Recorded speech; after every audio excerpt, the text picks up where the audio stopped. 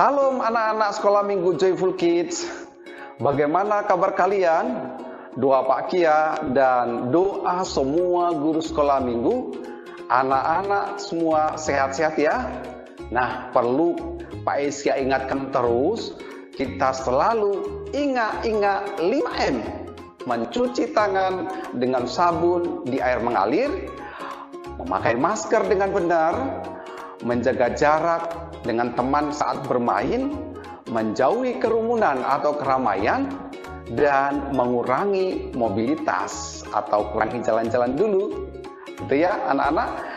Tentu anak-anak Joyful Kids tahu hari-hari ini. Bahkan di kota kita, di kota Kudus, sering terjadi hujan lebat. Sampai-sampai terjadi banjir di beberapa tempat. Bahkan di ibu kota, di kota Kudus juga masih ada teman-teman kita yang kebanjiran. Ada tanah longsor yang menimbun rumah penduduk. Ada gempa bumi, lumpur hidup, bencana alam, dan banyak lagi bencana-bencana yang terjadi saat ini. Kita berterima kasih pada anak-anak dan orang tua yang telah ikut membantu kebutuhan para korban pengungsi, di mana anak-anak dan orang tua anak telah mengirimkannya melalui guru-guru sekolah minggu. Kasihannya teman-teman, kita bisa tidur dengan nyenyak di rumah, tetapi teman-teman kita yang di pengungsian, mereka tidur di tenda, rumah mereka terendam banjir, dan sangat menderita keadaan mereka ya. Nah, ada juga cerita tentang orang yang terhisap lumpur hidup anak-anak. Lumpur hidup, ya, lumpur yang bisa menyedot orang hingga tenggelam, terbenam dalam lumpur.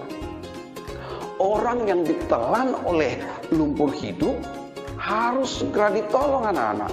Jika tidak, ia akan mati tersedot dan tidak bisa bernafas. Nah, coba kita lihat salah satu contoh orang yang ditelan lumpur hidup. Tersebut adalah fenomena pasir isap yang akan mengisap apapun di atasnya termasuk manusia.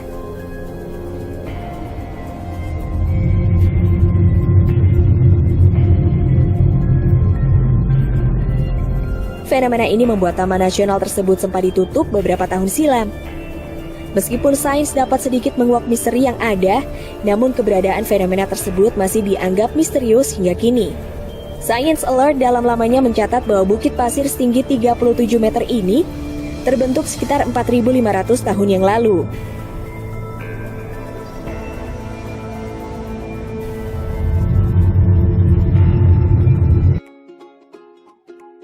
Wah, seram bener ya.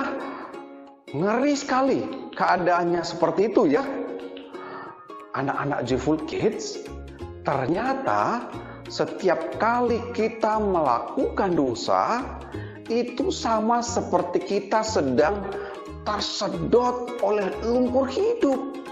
Kaki kita sulit digerakkan, kita seperti terbelenggu dan membuat kita sangat menderita.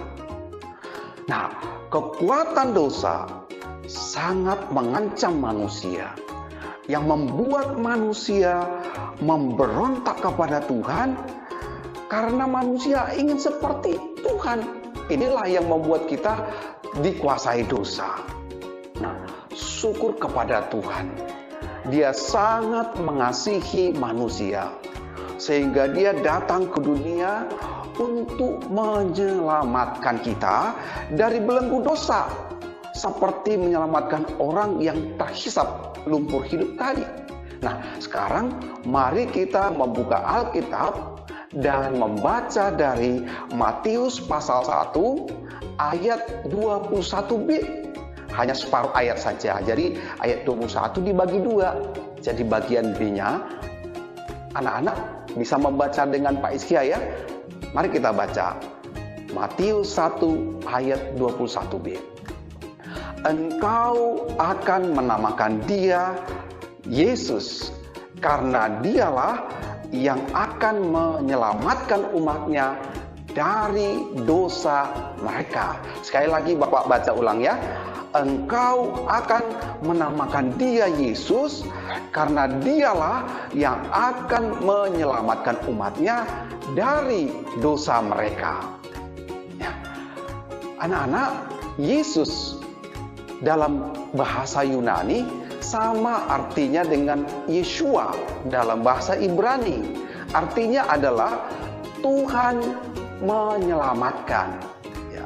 Jadi Yesus atau Yeshua artinya Tuhan menyelamatkan. Yesus sebagai juru selamat akan menyelamatkan umatnya dari dosa mereka. Demikian ditulis Matius tadi yang kita telah baca. Nah, dosa merupakan musuh terbesar umat manusia karena dosa merusak jiwa dan merusak kehidupan kita. Kita semua adalah orang berdosa yang membutuhkan juru selamat. Baik Pak Iskia, baik guru sekolah minggu yang lainnya, baik anak-anak, semua adalah orang berdosa dan butuh juru selamat.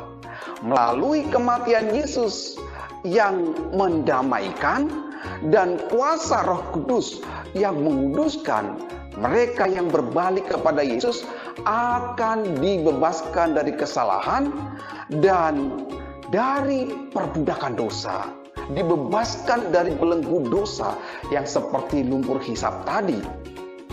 Kita memerlukan keselamatan dari Yesus, dan Yesus bukan hanya juru selamat bagi orang Israel atau orang Yahudi saja. Yesus juru selamat bagi semua bangsa, termasuk kita orang Indonesia.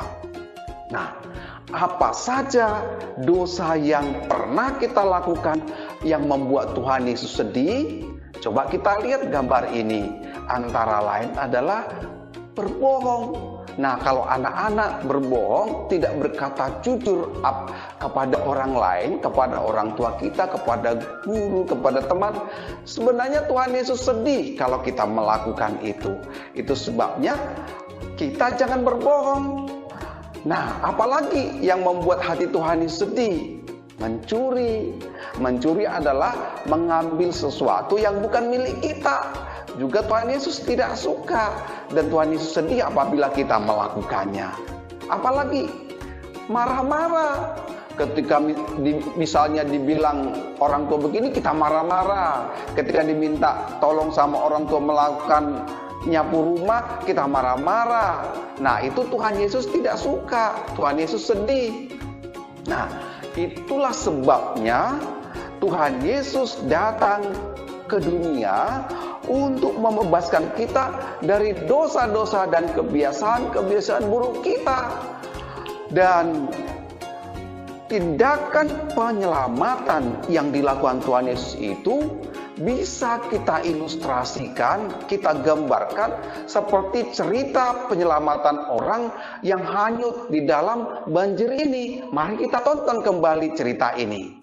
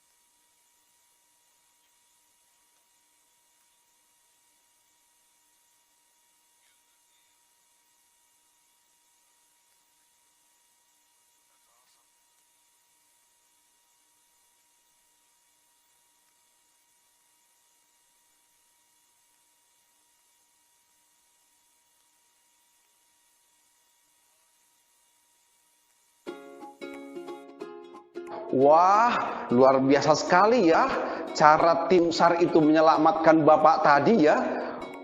Dia bisa membawa orang kembali yang telah hanyut di dalam banjir dan bisa diselamatkan. Nah, sekarang bagaimana kita untuk beroleh keselamatan dari Tuhan Yesus? Ini menjadi pertanyaan bagi kita. Banyak orang memiliki cara beribadah, mereka melakukan ritual-ritual ibadah, tapi mereka sebenarnya belum pasti apakah mereka bisa dibawa ke surga. Sama seperti Bapak tadi bisa diselamatkan ke helikopter oleh tim penolong tadi. Nah, anak-anak, Pak Hizkia memberikan 7 cara supaya kalian boleh menerima keselamatan dari Tuhan Yesus. Yang pertama, anak-anak mengakui semua dosa yang pernah kita lakukan. Akui apapun dosa yang pernah kita lakukan, akui di hadapan Tuhan Yesus. Kemudian kedua, kita menyesal telah melakukan dosa itu. Seperti tadi contohnya berbohong tadi, marah-marah, mengambil barang yang tidak miliknya. Kita akui dan kita menyesal telah melakukannya. Kemudian yang ketiga, berdoalah, meminta Tuhan Yesus memaafkan semua dosa yang pernah kita lakukan itu. Kita memohon ampunan Tuhan. Dan keempat, kita berjanji untuk tidak mengulangi kembali melakukan dosa yang pernah kita lakukan itu, atau dosa-dosa yang tidak disukai Tuhan Yesus itu. Kemudian kelima, kita minta Roh Kudus membimbing hidup kita setiap hari agar kita dijauhkan dari pencobaan. Kita tidak ikut atau tidak tergoda melakukan dosa-dosa kembali. Nah, kemudian yang keenam, Pak Hizkia ucapkan selamat karena sekarang kamu telah menjadi ciptaan baru, anak Tuhan Yesus yang terkasih. Setelah kamu telah diselamatkan, dilahirkan kembali menjadi ciptaan baru, kamu harus setia beribadah dan membaca firman Tuhan setiap hari, serta mengajak teman-temanmu kamu untuk ikut ibadah sekolah minggu. Nah, sekarang mari kita kembali menghafalkan ayat firman Tuhan yang menjadi ayat hafalan kita pada minggu ini. Bapak akan hitung mundur ya, dari angka 3. Kita akan membaca terlebih dahulu, nanti anak-anak akan menghafalkannya tanpa teks. 3, 2, 1. Matius 1 ayat 21b. Engkau akan menamakan dia Yesus, karena dialah yang akan menyelamatkan umatnya dari dosa mereka. Sudah bisa anak-anak menghafalkannya tanpa teks? Pasti Roh Kudus menolong anak-anak menghafalkan firman Tuhan ini. Nah, setelah kalian menghafalkan ayat hafalan kita, anak-anak akan dibantu oleh orang tua melakukan aktivitas ini. Nanti pengiriman tugasnya boleh tertunda sebentar, maksudnya tidak cepat-cepatan asal sudah dilakukan. Yang pertama, mohon orang tua menolong anak-anak, memberi anak-anak sticky note atau kertas karton apa sajalah, nggak harus sticky note, nggak usah beli juga nggak apa-apa. Nanti kita butuh lem ya. Dan mintalah anak-anak kita menuliskan kesalahan-kesalahan yang pernah mereka lakukan di kertas tersebut, dituliskan. Nah, seperti ini contohnya nih. Setelah ditulisi dosa-dosa atau kesalahan-kesalahan yang pernah diperbuat oleh anak-anak di kertas itu, bentuklah kertas tersebut menjadi menyerupai belenggu. Nah, itu ada belenggu di situ ya. Tambahkan rantai yang terbuat dari tali rafia. Nah, dan pasanglah pada kedua tangan si anak. Boleh ya sebentar ya seperti di belenggu, karena kesalahan-kesalahan kita itu seperti membelenggu kita, membuat kita jadi ketakutan, membuat kita jadi malas, jadi khawatir. Nah, dibuat seperti ini nanti ya. Kemudian orang tua akan datang bisa menggunakan gunting, bisa menggunakan langsung tangannya sendiri terserah untuk melepas belenggu kertas tersebut dari tangan anak. Lalu ajaklah anak-anak berdoa bersama dengan orang tua, memohon Tuhan mengampuni, memaafkan dosa-dosa kita yang pernah kita perbuat itu. Bisa ya, orang tua nanti memandu anak-anak meminta ampun kepada Tuhan ya, memohon pengampunan Tuhan. Nah, ini yang penting. Momen saat orang tua melepas belenggu tadi, difoto ya orang tua ya, Bapak Ibu tolong difoto. Kemudian kirimlah foto tersebut kepada guru kelas kita masing-masing, guru kelas di Joyful Kids, bukan guru kelas di kelas sekolah umum ya. Nah, gitu caranya, sudah bisa dipahami ya untuk aktivitas kita. Nah, sampai di sana kisah penyelamatan Tuhan Yesus atas kita, sehingga kita diselamatkan dari dosa-dosa kita dan membawa kita ke surga, ke tempatnya yang kekal. Sampai jumpa di dalam kebaktian minggu yang akan datang. Tuhan beserta dengan kita dan kita akan akhiri pertemuan ibadah kita dengan doa. Pak Isi akan memimpin kita berdoa. Mari tundukkan kepala kita berdoa. Tuhan Yesus penyelamat kami. Kami bersyukur untuk kebaikan Tuhan. Kami adalah orang-orang yang berdosa, orang yang banyak kesalahan. Bahkan sering kami tidak taat pada perintah-Mu, perintah orang tua kami juga. Sehingga kami mengalami belenggu dosa, mengalami ketakutan, mengalami kekhawatiran. Dan kami juga sering ditakut-takuti oleh si jahat. Saat ini Tuhan Yesus, kami menyerahkan hidup kami sepenuhnya untuk diselamatkan oleh-Mu agar kami tidak lagi dikuasai dosa. Terima kasih Tuhan Yesus, berkati setiap orang tua kami, guru-guru sekolah minggu kami, guru-guru sekolah umum, dan juga kami berdoa Tuhan Yesus bagi pemerintah kami, agar Tuhan memberikan mereka kecakapan menangani masalah-masalah di negara kami, hingga kami boleh beraktivitas dengan normal kembali masuk sekolah. Terima kasih Tuhan Yesus, kami menyerahkan segenap hidup kami dalam lindungan Tuhan. Oh ya Tuhan Yesus, kami juga berdoa bagi teman-teman kami dalam pengungsian, karena rumah mereka tertenggelam oleh banjir. Oh Tuhan, tolonglah mereka agar tercukupi segala kebutuhan mereka. Kiranya Tuhan, banjir boleh berlalu, hujan boleh berhenti, dan mereka boleh kembali ke rumah mereka kembali. Terpujilah nama-Mu Tuhan Yesus. Kami mengakhiri ibadah ini di dalam nama Tuhan Yesus yang mencintai kami. Bersama-sama katakan amin. Sampai di sana jumpa kita di sekolah minggu. Tuhan memberkati kita, terus berdoa, hidup beribadah dengan tekun, sehingga kita menjadi anak-anak yang disayang, yang terkasih, yang diberkati oleh Tuhan Yesus. Sampai jumpa, Tuhan memberkati.